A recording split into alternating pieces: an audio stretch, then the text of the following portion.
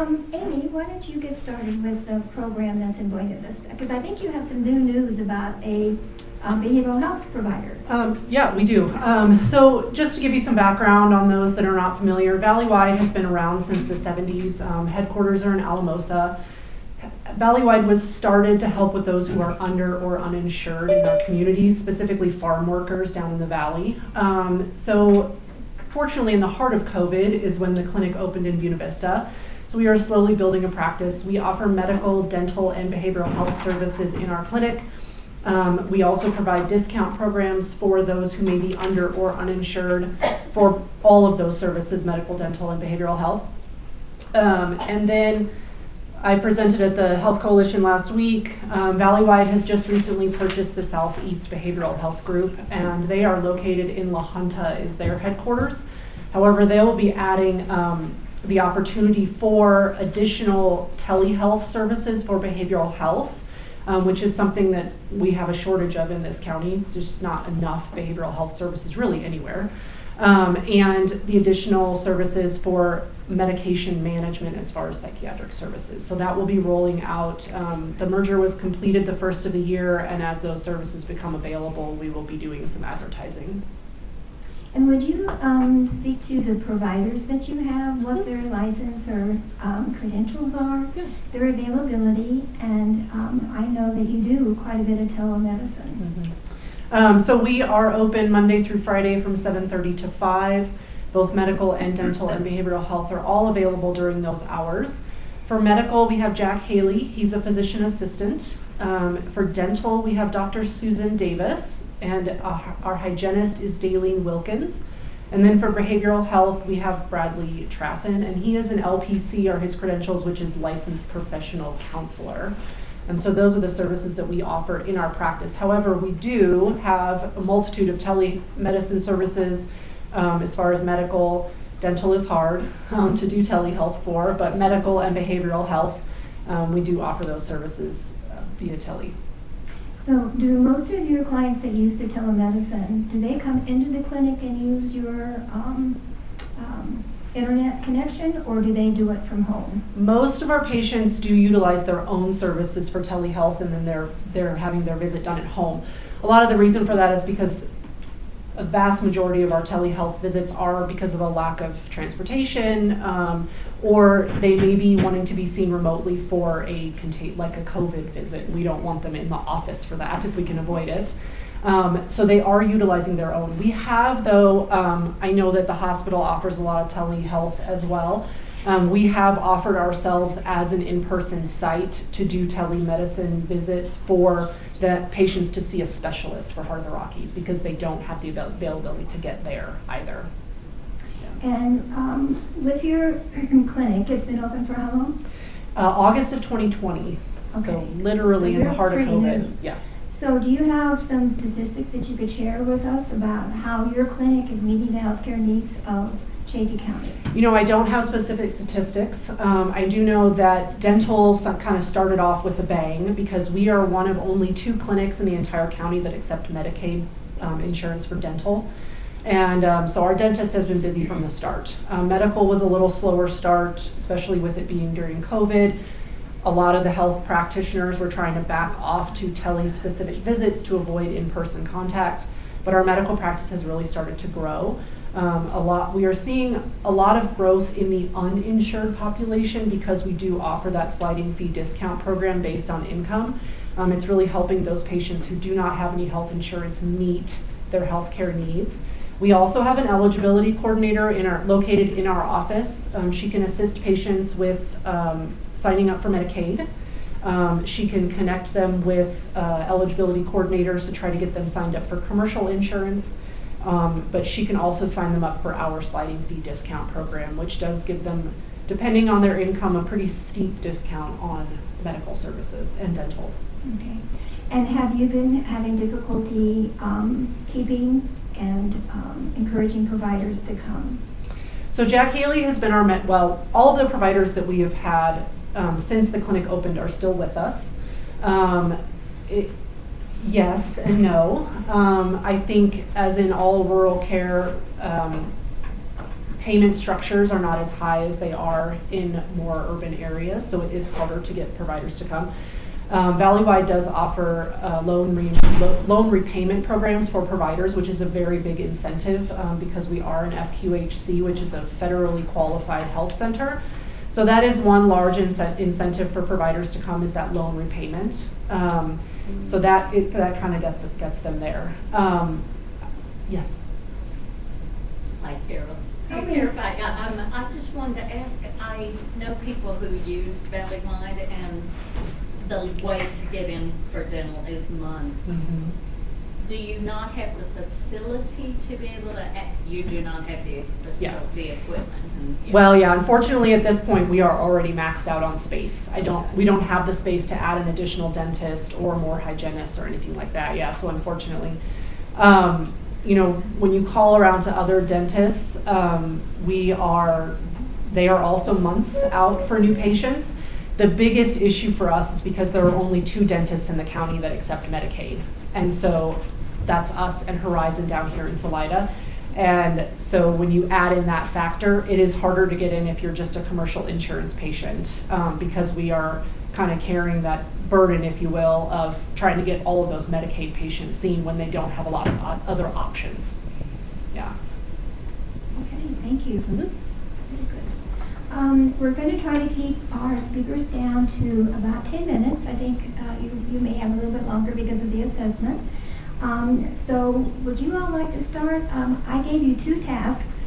One is to talk about the hospital transition program, which I heard you speak on last Wednesday. But I would also like you to address the hospital transparency executive order. Margie, you're going to like this. This is an executive order that was initially signed by President Trump and then was re-signed by President Biden. And it is an attempt to get hospitals to be more transparent on their charges, particularly for patients who do not have insurance or who are underinsured. So those are the 2 topics that I challenged you guys with. So would you like to start April 1st or? Sure. Okay. Yeah, the hospital transformation program is. Could you pull up that mic closer to you? Is that better? Yes. So the hospital transformation program is a program that is specific to the state of Colorado, and it is a Medicaid specific program. The program itself is aligned somewhat with back in the day when President Obama was trying to create value-based care. It's very much aligned with that model of thinking of value-based care for Medicaid patients.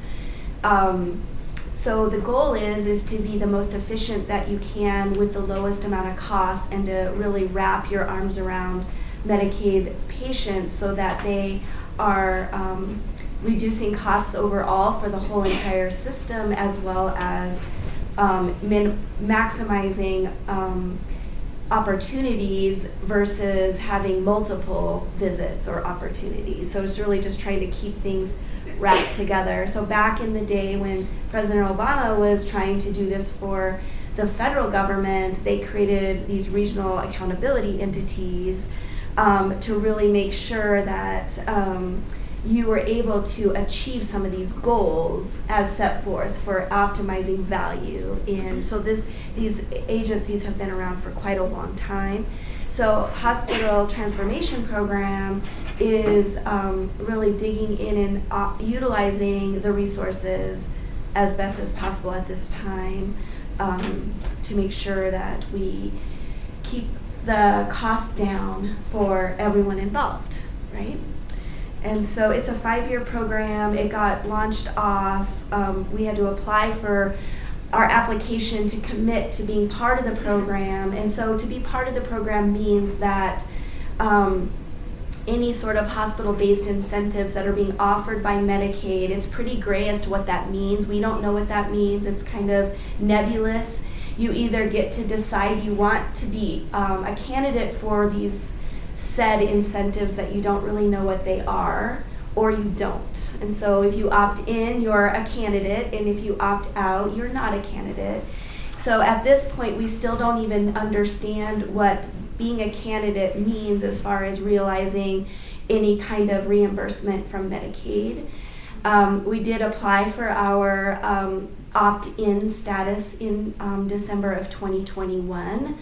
The program actually got started back in 2017, but then a lot of the way it got delayed with COVID, and all the demands of the hospitals with COVID pushed it back. And so in 2021, they made the decision to, yes, we are actually going to go forward with this program.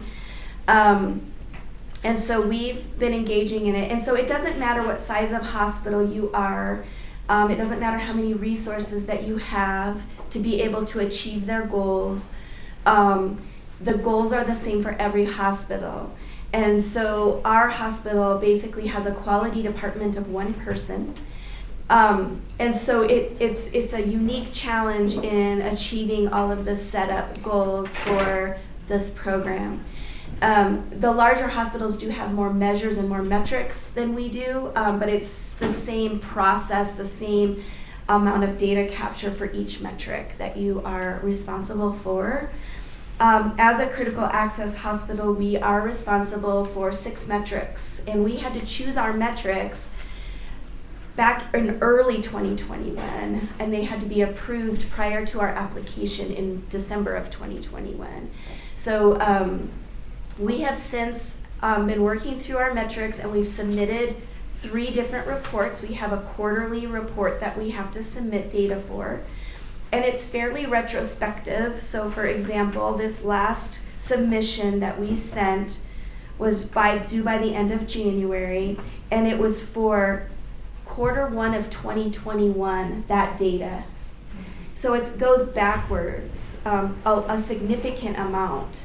So whatever you are achieving right this second isn't reflected in the data that you're capturing for these reports. It's based on 3 quarters past of information.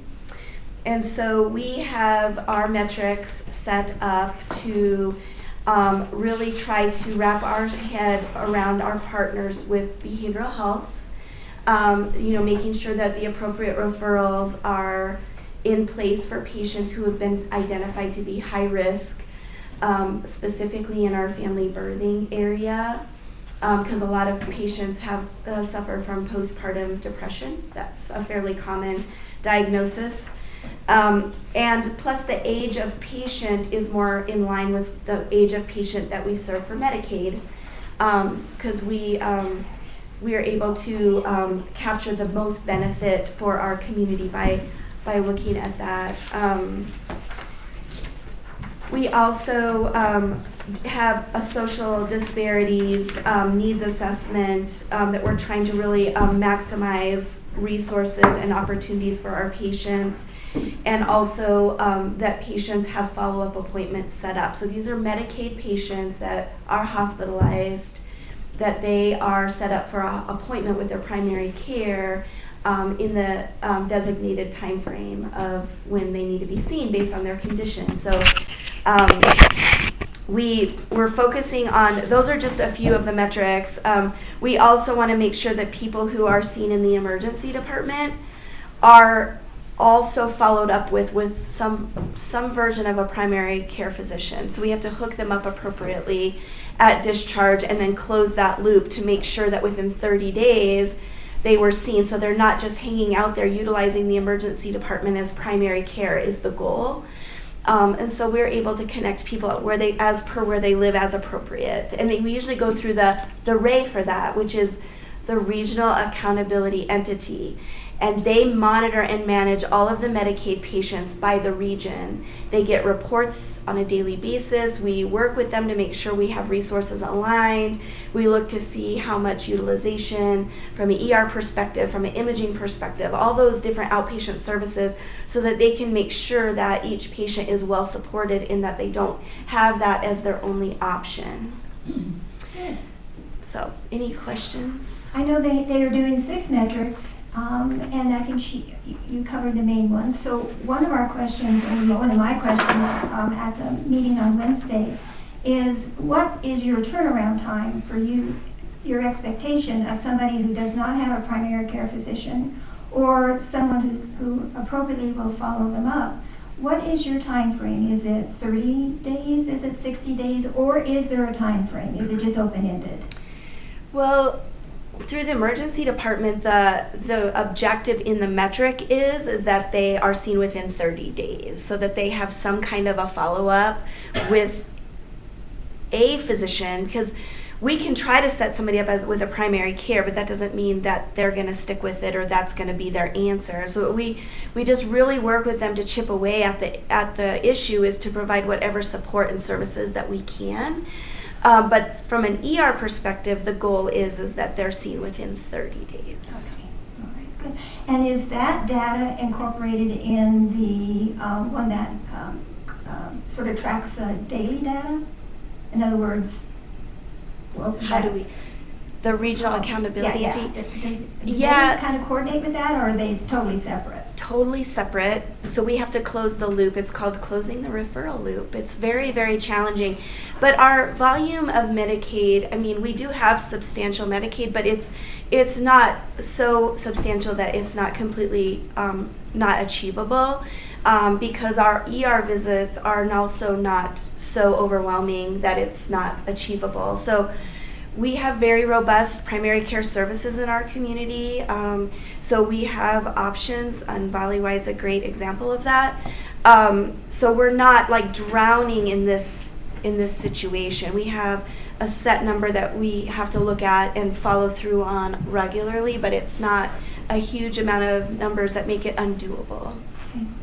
And I think to the credit, all of the physicians that are employed by the Heart of the Rockies Regional Medical Center accept Medicaid, because that's not true for all physicians, but that's a criteria, I guess, that you guys have agreed upon. Oh yeah, Okay, all right. Thank you very much, April. thank you.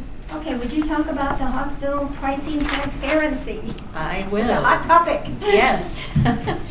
Yes, it's all about how much care costs, and there are a couple of things here that correlate with April's comments about value-based care. As Carol mentioned, this was a CMS regulation that both President Trump and President Biden have supported. It came into effect in 2021, and the goal really was to try to encourage and improve the sense that it was hard for consumers to find out what their costs of care would be.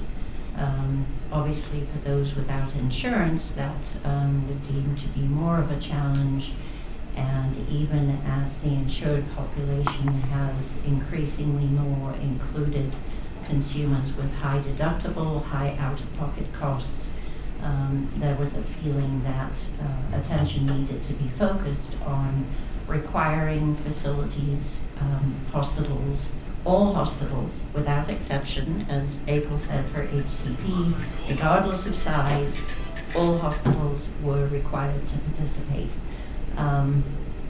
It was felt that this was a connection with value-based care, because the cost component is a part of the care along with the quality of the care, and it was envisioned that both consumers and clinicians would refer to this data posted across multiple facilities as part of their decision-making process in terms of where they go for care, where a clinician might refer a patient for further care. So it was a pretty big vision as to how much all of this data would make a difference. Civil monetary penalties were added at the beginning of 22. So for a hospital of our size, less than 30 beds, that is $300 a day for any time frame which an organization does not comply with the requirements to post data. The data that has to be posted needs to be done very prominently. So we use our website with a very clear, the specific direction is that there can't be breadcrumbs that have to be followed. You click here and then you click there, and by the time you spent 10 minutes, you finally get down to the data.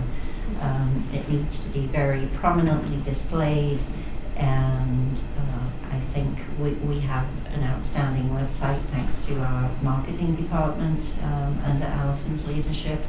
And we have, when one clicks on patients and visitors, at the bottom of the page there is a toolbar that clearly indicates pricing transparency. One can click on that and get into the required data that is in compliance with this CMS regulation. The data that needs to be provided is a machine-readable file, which to lots of us doesn't exactly indicate what exactly this is.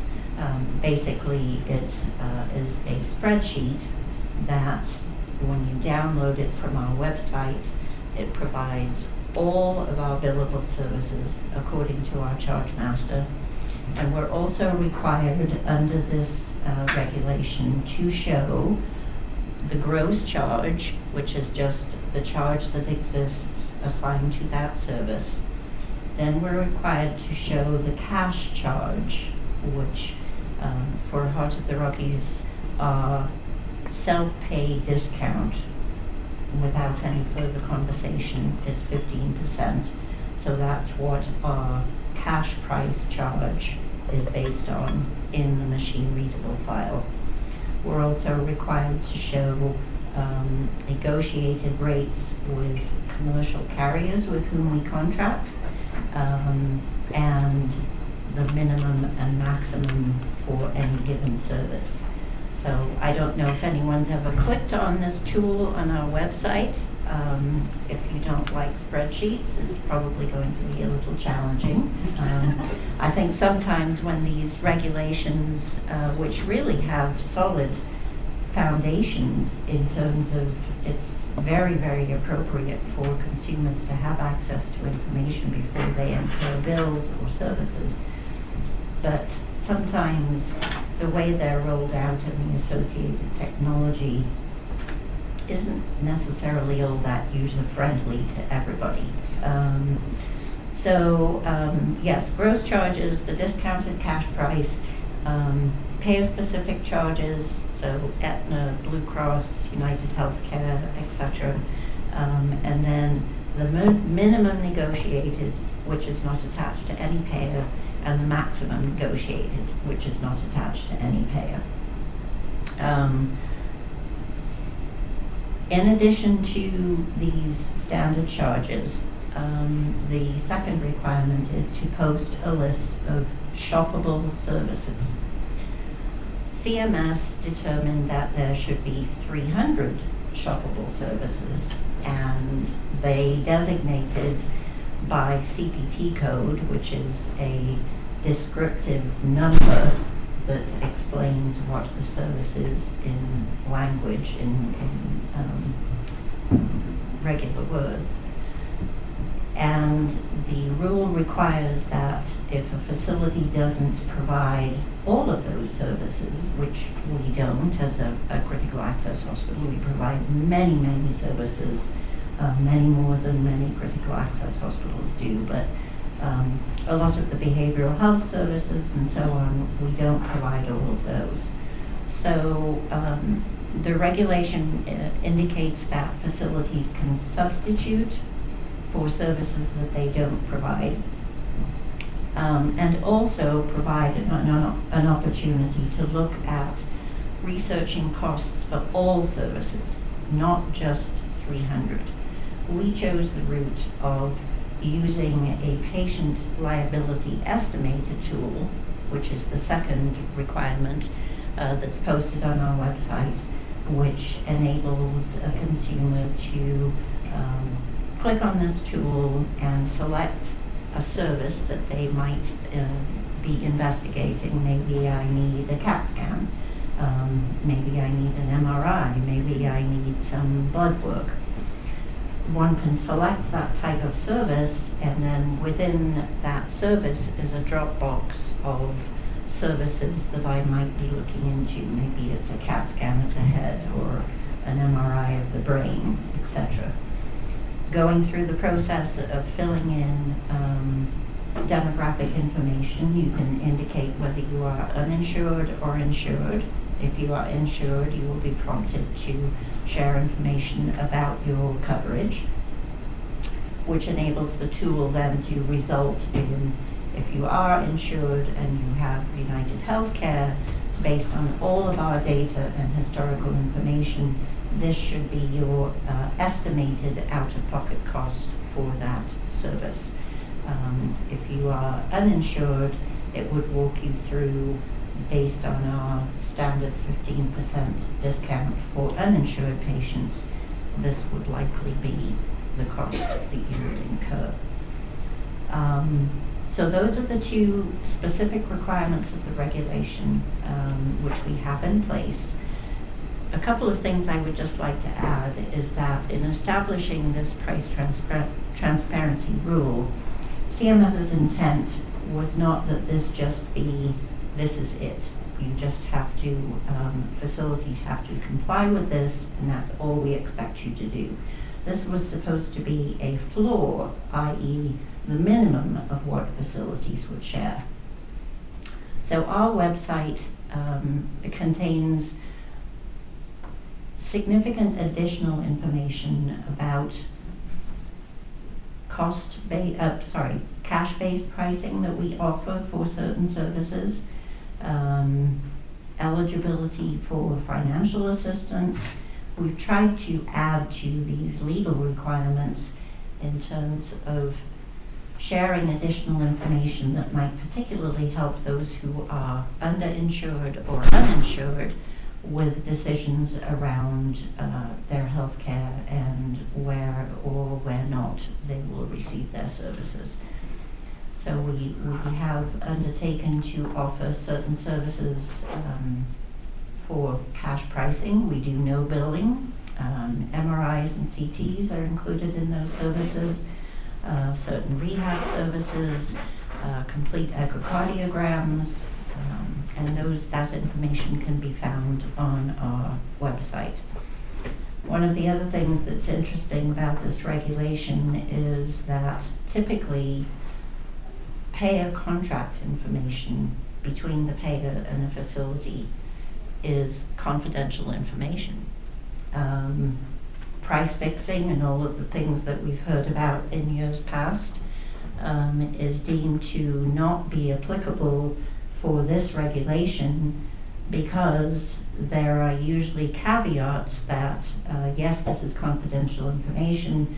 One facility won't share the details of their negotiated contract with another.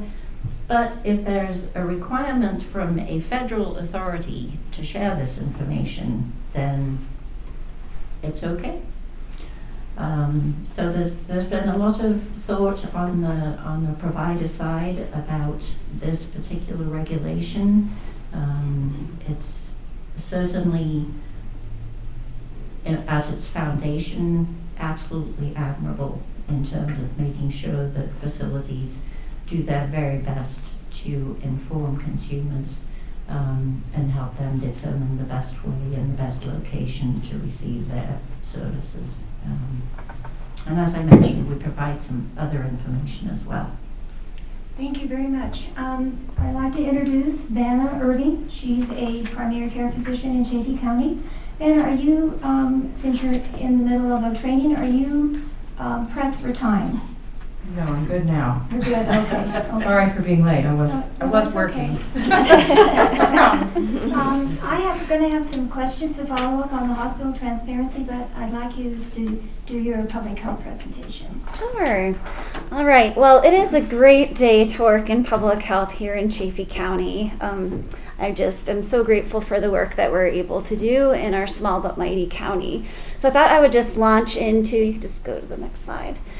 the mandated core public health services. I'm not sure if anyone knew that we actually here in our local public health agency have certain mandated core services that we provide our county. And I always tell folks when I meet with them, if you've seen one local public health agency, you've only seen one. So oftentimes I get questions from neighboring counties, oh, that program's awesome, why aren't they doing that in my county? And so I always just have to reframe and remind people that just like how our counties are unique, so are local public health agencies. But as you can see, we have 7 core public health services, and I am going to focus on number 1, which is assessment, planning, and communication. But as you can see, we have a wide breadth of responsibilities to serve our public, anywhere from vital records and statistics to administration and governance. And one special attribute of our local public health agency is that we also house environmental health as well. Next slide. So as I said, assessment, planning, and communication. This is definitely at the core of local public health. And so at a minimum, every 5 years, local public health agencies are required to conduct a community health assessment that drives the next 5-year health improvement plan. We successfully completed our community health assessment in 2021. That is now driving the work of 2022 through 2026. And included in the assessment are a whole host of different touch points that we engage with community members and community partners.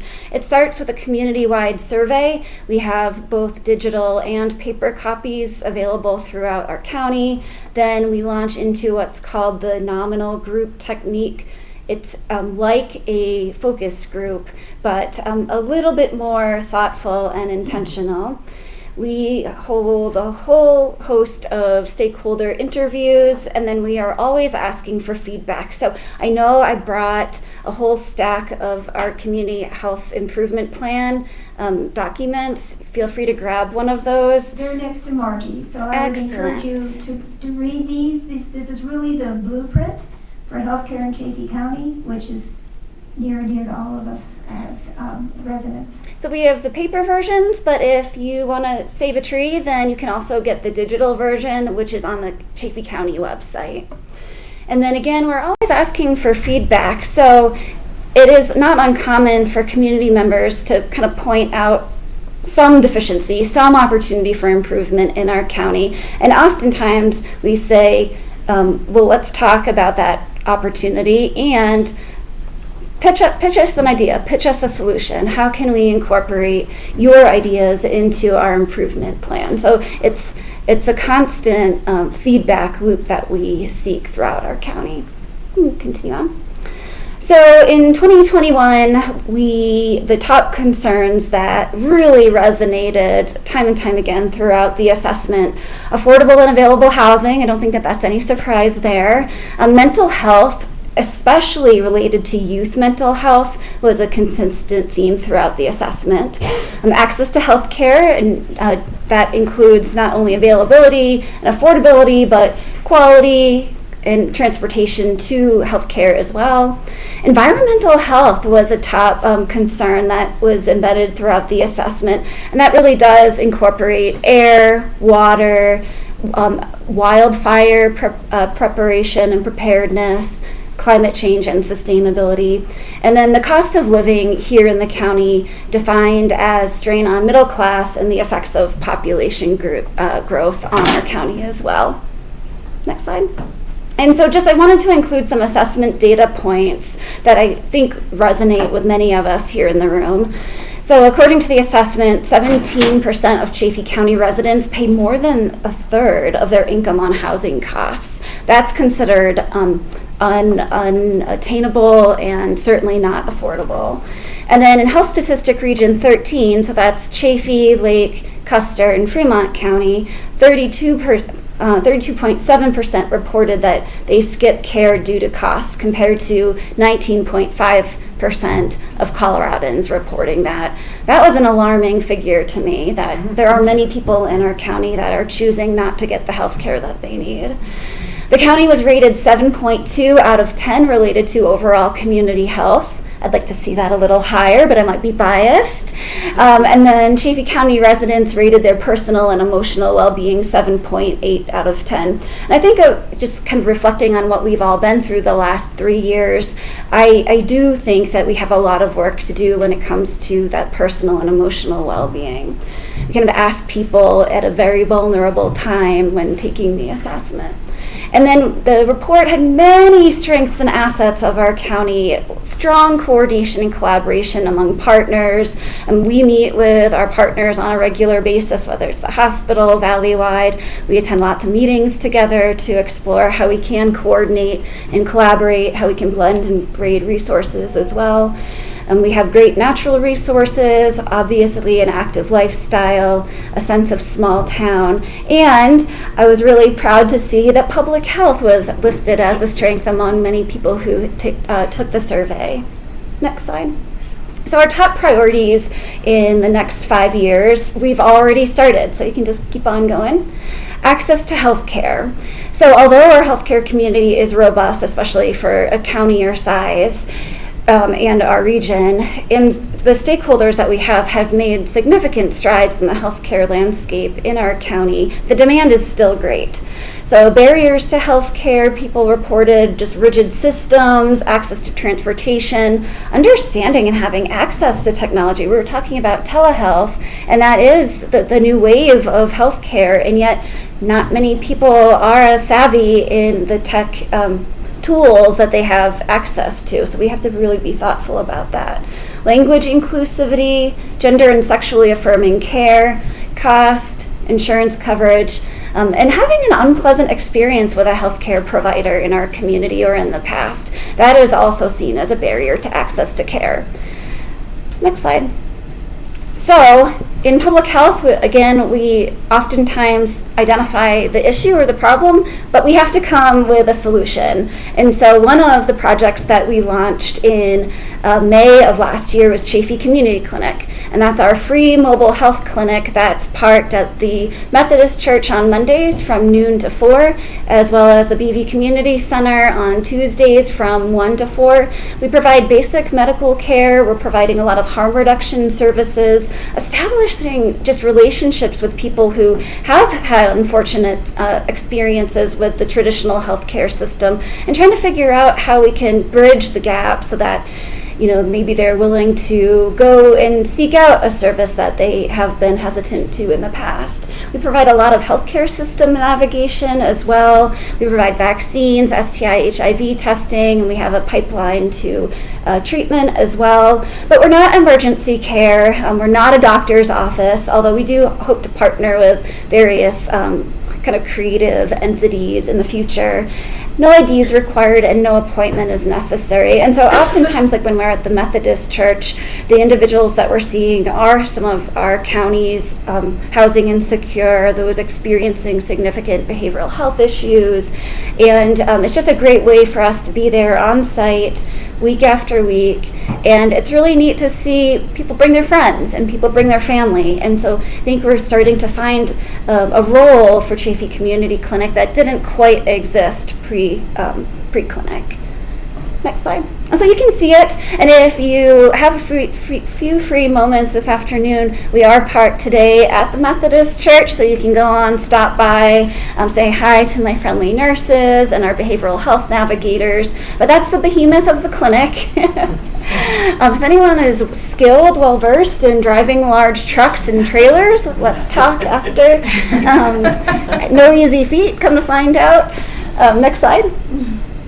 And so the other second priority is behavioral health. And so expanding and building capacity for mental health, substance abuse and misuse, and addiction has really been a long time vision of our local healthcare stakeholders.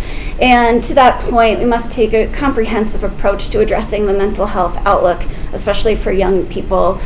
Isolation felt by the older adult population, and harm reduction strategies to save lives, as well as continuing to build a continuum of care for those who are on their path to recovery. No easy feat, right? However, we do have amazing partners from throughout our county to help us, again, continue to build that capacity. You mentioned the Regional Assessment Center. That's just one of many efforts to address the behavioral health needs of our community and to keep people here so that they can be their resilient self and get the services that they need without having to go to another county or the Front Range to get those. And then barriers to achieving optimal behavioral health, complex systems. Imagine on your worst day having to navigate the behavioral health system. It's challenging. There's a lot of paperwork. Become vulnerable, and oftentimes are faced up against stigma. So we do have a lot of work to do in this area, but I know that we here in Chaffee County can continue to build that capacity that we need. And so what did we do to respond to this top priority? Well, we've built a behavioral health coordination and navigation workforce. So Kirsten and Camila were hired. They're at Chaffee Community Clinic week after week, working with our community by supporting individuals' mental and emotional well-being, development, and actions that affect their overall wellness. We also coordinate the Substance Abuse Regional Coalition. It's a partnership between Fremont, Lake, Custer, and Chaffee counties, as well as we provide the oversight, support, and leadership of the Region 15 Opioid Settlement Governance Committee. We're finally getting money from the lawsuits, which is incredible. Sustained funding for the next 18 years to address some of our society's toughest behavioral health issues. And so we've decided to focus on workforce prevention and anti-stigma. So you'll be seeing an anti-stigma campaign here in this county in the very near future. We also provide mental health first aid training, both the youth and adult tracks. We work closely with other providers, and we're navigating a lot of people at Chaffee Community Clinic. And that's my team. They're amazing. You can see them in person today if you wish. Continue on. And then the third top priority is environmental health. Again, we live in a beautiful place with lots of natural resources, and it's our responsibility to be good stewards of those resources and to ensure that our entire county is understanding how how collectively our individual actions can have on the future of the environment and for generations to come. And so barriers, funding, it's sometimes tough to find environmental health funding, capacity, subject matter expertise, and societal norms. And so our response to that is our environmental and sustainability programs. So we have radon testing, lead testing, PFAS, well water testing. We have a waste tire program here in this county, and so we can work with people who have waste tires on how to safely remove said tires from their property, do a lot in consumer protection, such as our retail food program. Purple air monitoring, that came in really helpful during the Decker fire and when we were having kind of a dynamic fire season.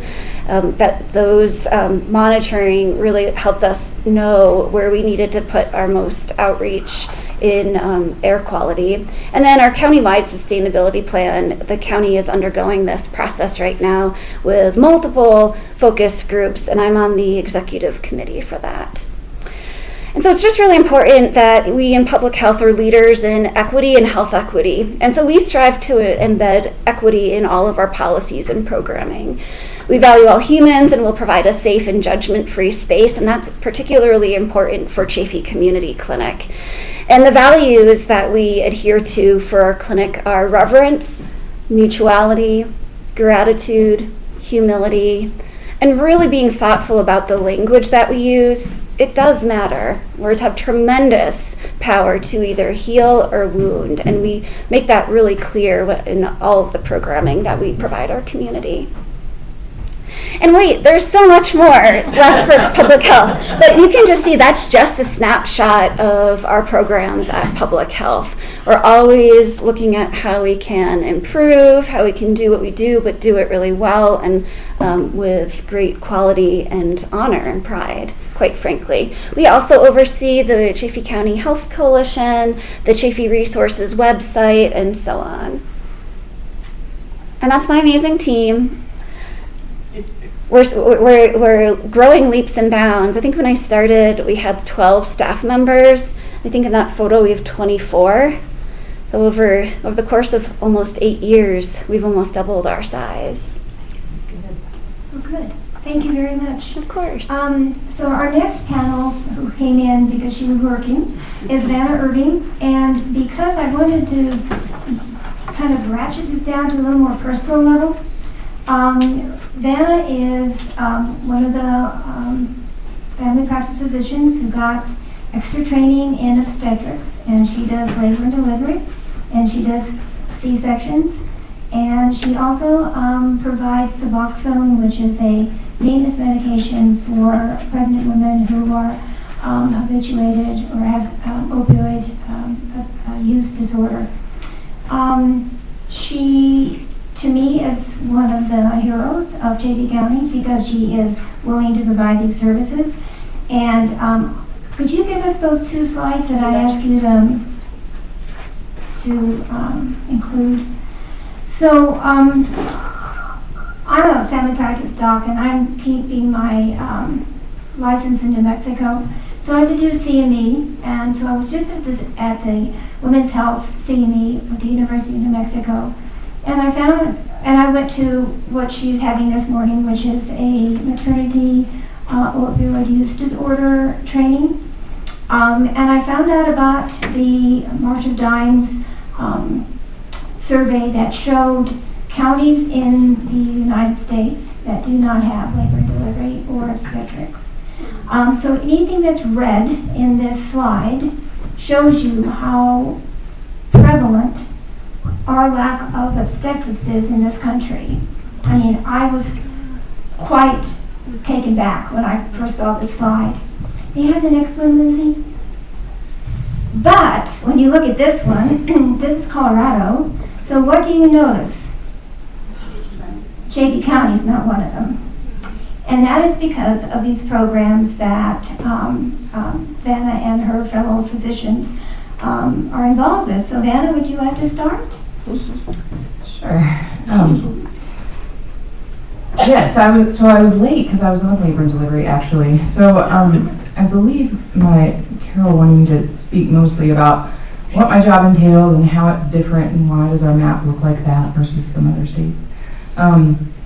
So my training is in family medicine, and I came from the South and went to the West in Utah to do training because the western half of the United States is much more, family medicine it's much more broad spectrum of care. And so we do a lot more of each of the little specialties and less of kind of referral medicine. So some of you may have lived somewhere where you had maybe a family doctor, but then you also had a gynecologist, and then you also had a podiatrist, and then you may have seen ENT because your ears are blocked, and you may have seen yada yada. And so in my day, I can see we kind of do what we call cradle to grave medicine or womb to tomb. And so today I'm working with a woman who's in labor, and on my clinic schedule I might have just thinking recently I removed a toenail of someone who was 92 and it was bugging her, and I'll see grandparents with diabetes, I'll see kids who are having trouble wetting the bed or constipation, or they're totally normal and they don't need anything other than vaccines. And so our breadth of what we do is really, really broad, and that includes obstetrics for C-sections and some other procedures like DNCs that some women need, postpartum tubals, vasectomies even for their partners if they're willing. And part of family medicine also, at least in my vision, is that it includes substance use disorder. And so I am part of a grant through the University of Colorado called Integrated Care for Women and Babies, ICWB. And they're here today and tomorrow and doing education for really anyone who wants to come, but it's mostly targeted for medical providers, registration, nurses, physicians, anyone who's part of the medical team who's interested in learning more about substance use disorder, how we diagnose it, what medications we can use, how do we talk about it, how do we support people in a way that's non-judgmental. And then the training, there's kind of a second part of it that's part of for labor and delivery. And so, if someone comes in a patient comes in who's on a medication to help with their addiction, and they're having a baby. How is that different? Why is it different? Is it different? How do we help them with neonatal withdrawal? How do we support them afterwards? How do we get them support through social services, through public health, that sort of stuff. And this is a very different model of healthcare in general than a lot of places. I grew up in Arkansas, and it was very segmented. You did not get your pap smear from your primary care physician. If you had substance use disorder, you definitely needed to go see a psychiatrist, or it just wasn't integrated in that way. And so we're really lucky to have a really good family medicine, I'm biased, but a really good, strong family medicine base, because you don't really need 1,000 specialists for all of those things. You need specialists for the things that they're really good at, those things that are really specialized. And then some of those other things, it's easy, we can take care of them, we're trained for that. And so it's kind of what my job entails. And would you tell people, a lot of people do not know what Suboxone is and how it's integrated into prenatal care? Yeah, Suboxone is a medication. It's a combo medication of buprenorphine and naloxone. And if someone is addicted to any opiate, heroin, fentanyl, oxycodone, Oxycontin, combination of all of that, getting them on Suboxone, which is a different opiate, and it does not produce the kind of cravings and crash that you may think of. And it allows people to live a more stable life. It's a long-acting drug, and so it doesn't give the euphoria. You're not having to withdraw from it and get more. It stabilizes those patients with addiction, and so it's safer in pregnancy than if someone has opiate use disorder, they find themselves pregnant, they've been using heroin. It's a way of getting them onto a safer medication that's legal. They don't have to, go into spaces that aren't safe for them. They could potentially get out of relationships that aren't safe for them.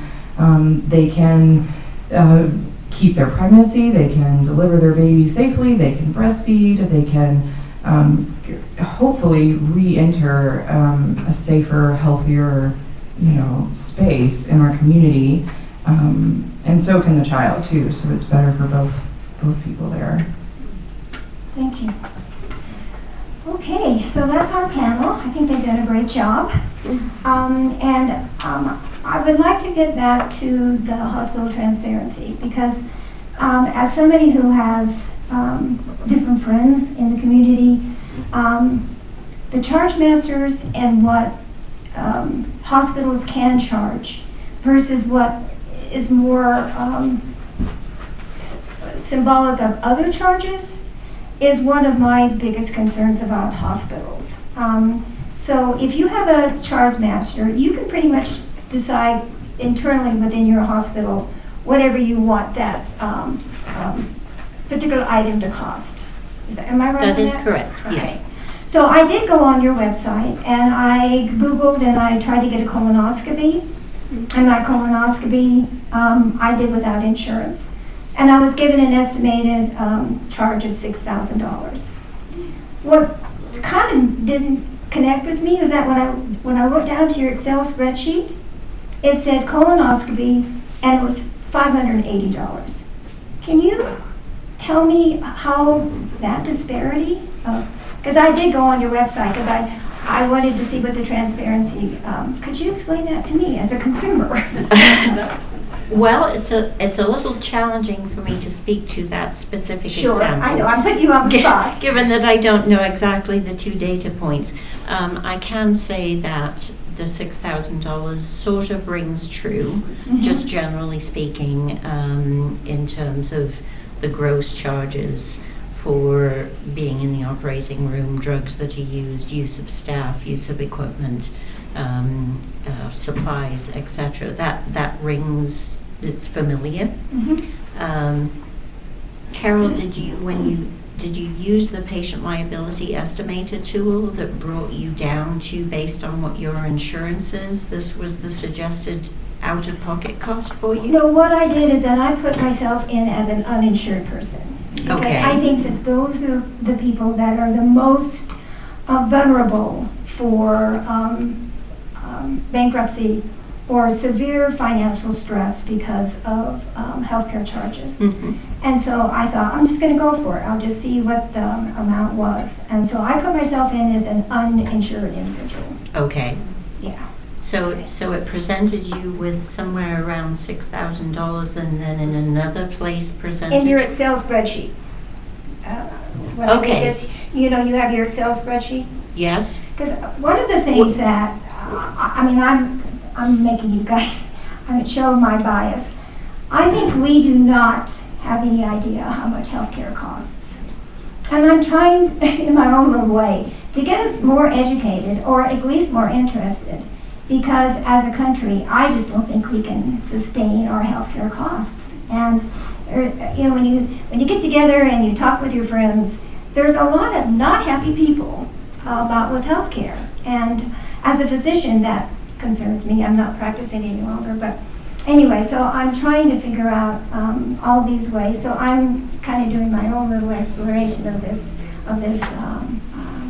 way. Well, good job for working on that. I'm trying. And the only thing that just popped into my head, Carol, is that potentially I mentioned that we have to have the de-identified minimum and maximum. Mm-hmm. Again, I can't make this an absolute qualified statement, but perhaps as the spreadsheet was showing, this is the gross charge, here are the other data points, potentially that could be a minimum negotiated. Okay. It sounds awfully low, but Yeah. that's just a thought. I'll go back and see and look at all these different percentages.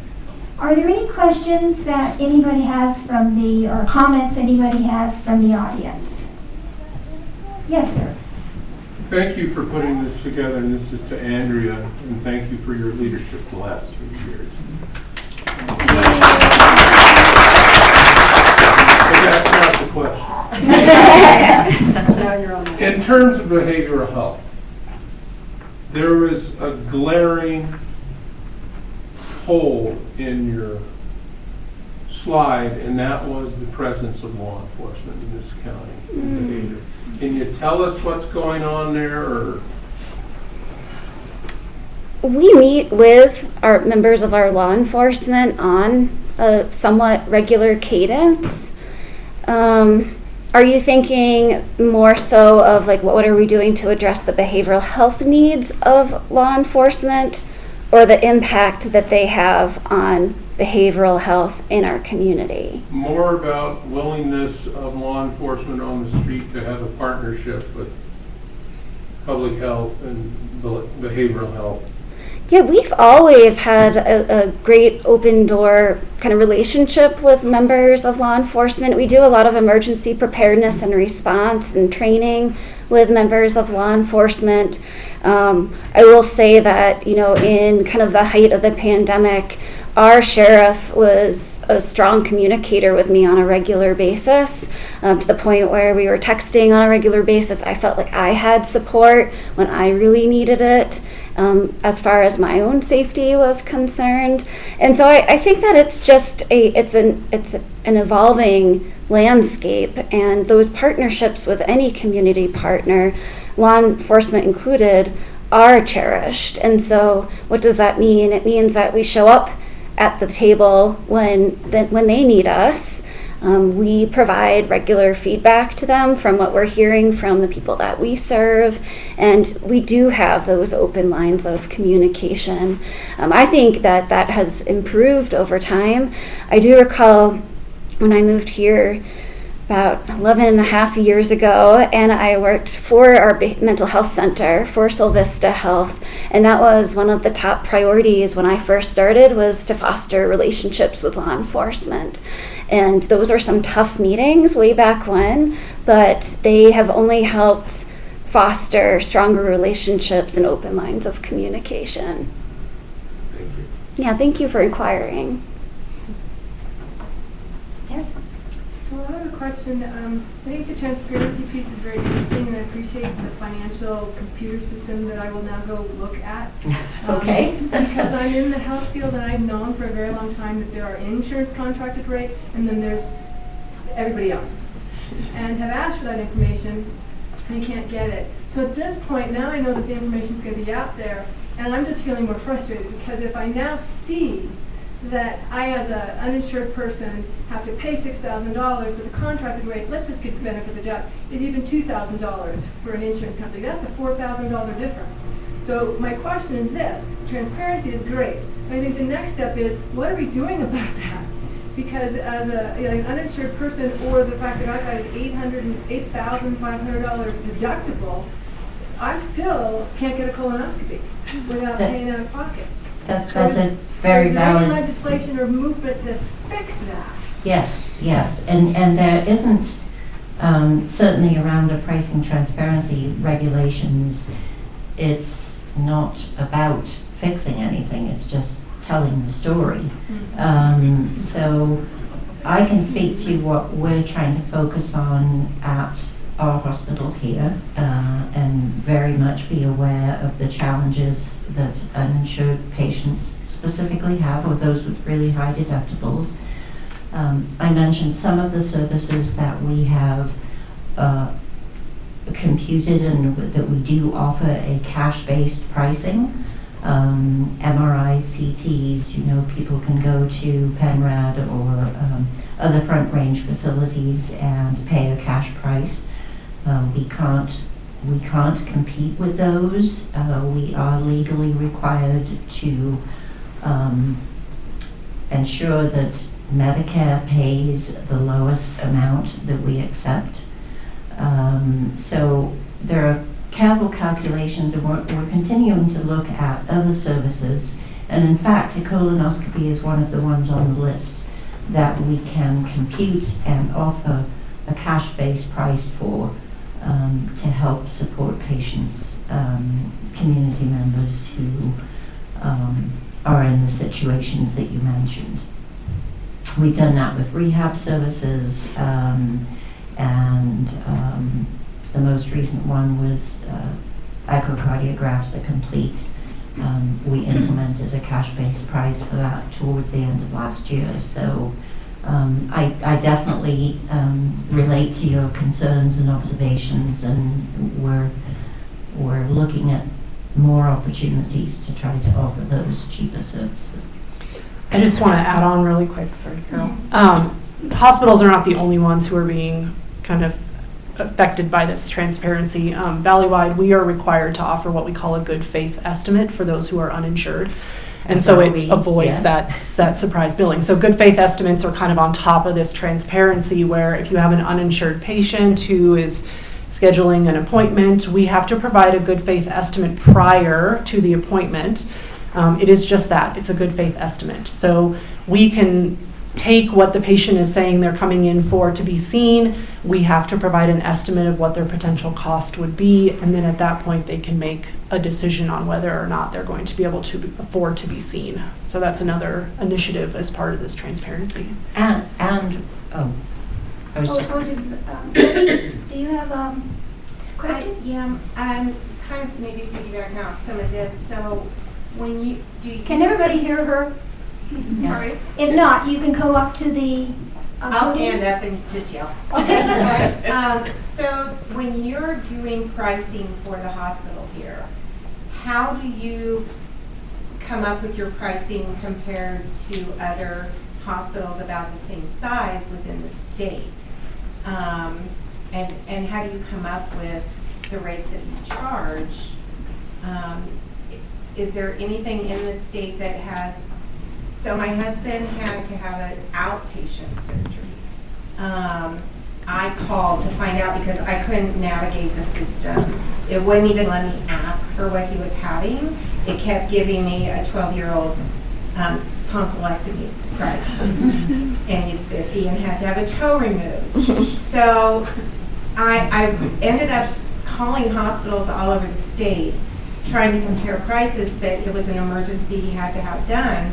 So we paid $10,000 just for the OR for 32 minutes. His total bill was $18,000 for 4 hours he was there and out.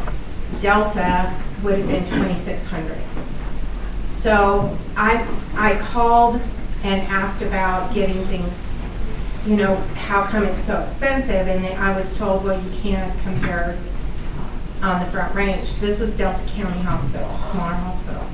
So I'm wondering where the prices come from and what can be done. He has no insurance, he's uninsured. I have insurance through my work, ended up in the ER, ended up with a $4,000 deductible. I still now have an $8,600 bill after my insurance. So I'm just wondering how the hell you come up with these prices and how anybody's supposed to be able to afford to keep going to care here. He can go get an MRI for $400. Here it's $2,400 for the same thing. I'm just wondering, I know you're not the one that sits down and says, hey, I'm going to charge this, but what is the process for what you come up with, how much treatment costs? That's a very good and loaded question. Just on the last point there about the MRI, where you mentioned, was it Penrod's? It's open MRI. Open MRI, that's right, yes. That is particularly the first initiative that we took with regard to MRIs and CAT scans, knowing that those freestanding facilities on the Front Range are significantly cheaper. So any patient who is uninsured can come to us, or even insured with a very high deductible, and say, I would like to do the cash-based pricing option for my MRI. As I mentioned, we can't go as low as the freestanding facilities. The costs of a 24-hour hospital environment are significantly higher than a non-24-hour freestanding facility. But we offer a cash price for an MRI of $850 per. That's never mentioned. It's That is posted on our website in the area that I was speaking about with our pricing transparency information. I will share with our marketing department, perhaps we have an opportunity to put some of this information front and center again. As we develop these cash prices, they are all shared. Again, they're on the website. Our patient financial counseling teams are aware of them.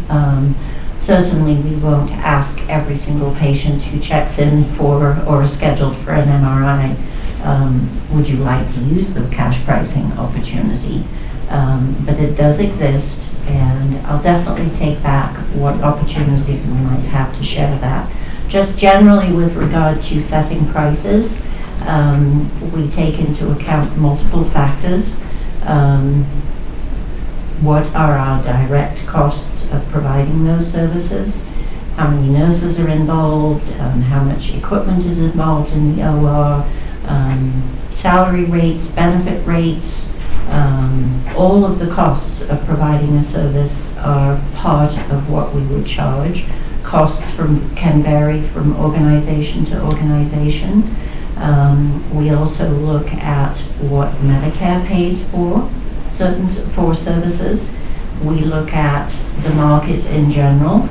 I have access to data that indicates generally where we fall amongst facilities in Colorado, and we are typically at the bottom of the medium to low end. So our goal is not to charge the max, absolutely not.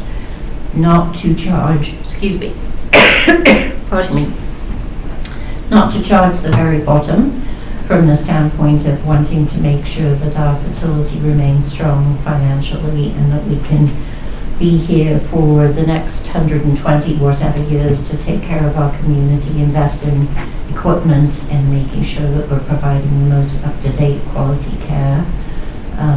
Those are just some of the criteria around your question.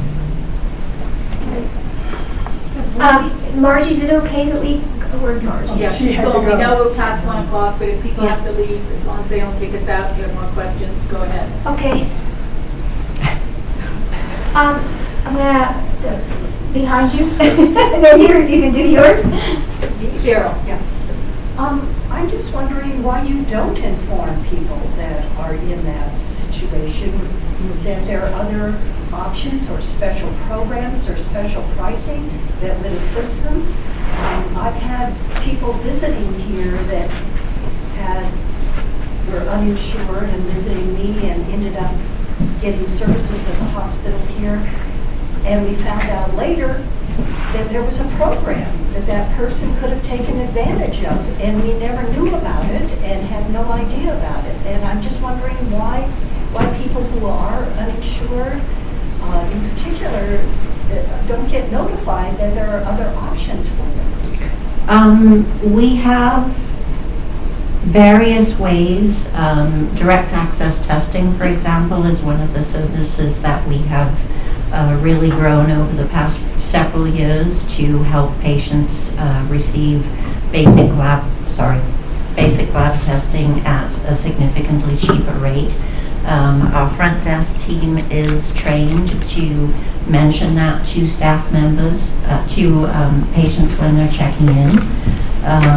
On the scheduling side for large cost services, an MRI or a CT, typically what happens is the patient is referred to our financial counseling team once their service has been scheduled, and an estimated cost would be shared with the patient. At that time, as we're working to help the patient understand their responsibility beforehand, if the patient indicates concern that I don't think I can afford this, this is too, I just don't have the funds, the counseling team is trained to ask the patient then, we walk through, is there a potential that they might qualify for Medicaid? Might they qualify for the Colorado Indigent Care Program? We do have a cash-based program if it's available for that particular service. So during that part of working with the patient on what their responsibility would be and how they might set up payment terms, we would have those conversations. The other thing I just wanted to add on to, as Amy mentioned, other legislation that we also are required to comply with. Senate Bill 211198 was passed by the Colorado legislature. It is called hospital discounted care. Every patient is required to be screened for hospital discounted care. They can opt out and they can opt in. If the patient opts in, that requires us to screen them for eligibility for all the possible services and programs along the lines of what I've mentioned. And if they don't qualify for any of those programs, we are limited in how much we can hold the patient financially responsible. We cannot charge them for their out-of-pocket costs more than 4% of their annual income, more than 2% of their annual income for physician charges. We are limited by the lower of Medicare or Medicaid in what we can charge them in the case that they qualify for hospital discounted care, which is of course based on income. And we cannot require their payment plan to extend past 36 payments. If there is any remaining balance after that, that will be written off as an expense to the hospital. So the hospital discounted care program has definitely opened up additional opportunities which we are providing to our patients.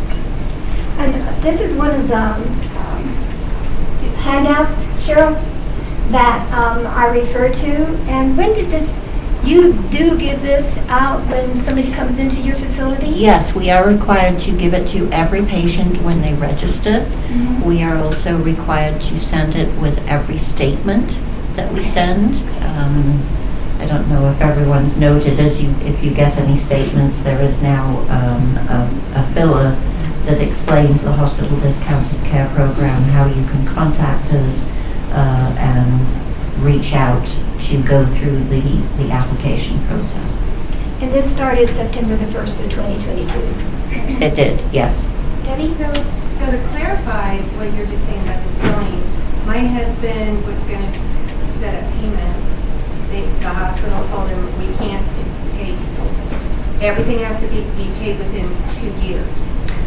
And so he was like, I can't make that payment, but I can offer this payment, and they refused that. And so he had to take out a 12% loan through the hospital, whatever agency you guys work with. Yeah.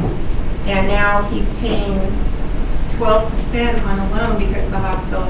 But you're saying he could have paid for 2 years, and whatever was left, the hospital may have 3 years.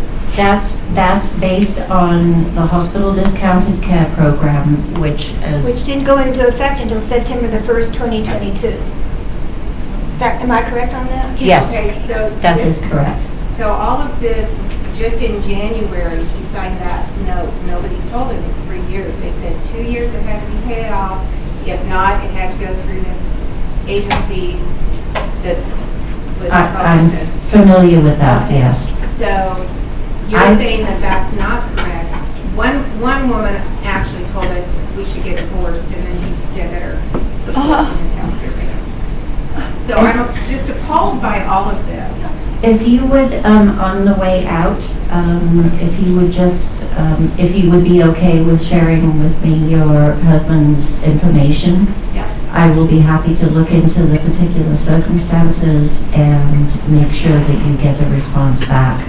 I can't speak to the specifics, having not been involved in them directly. Right. If anyone on our team specifically said that you need to get divorced, that's something that I need to absolutely address. We'll catch up, and you can give me your contact information, and I will follow up. Okay, I appreciate that. Thank you so much. I just am so grateful for your participation and the work that you do. And thank you.